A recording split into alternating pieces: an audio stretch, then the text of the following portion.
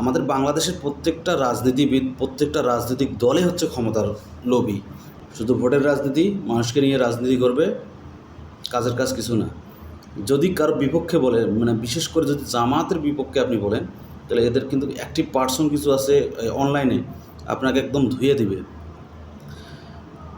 জামায়াতে ইসলামের আমির ডাক্তার শফিকুর রহমান, উনি বলছে আমি ভারত বা জামাত কখনো ভারত বিরোধী ছিল না বা ভারত বিরোধীই না।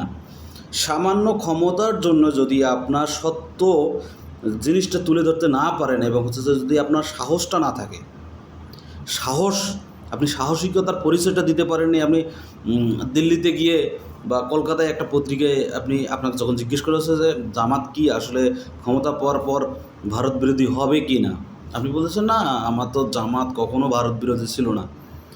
বাংলাদেশের 90% মানুষ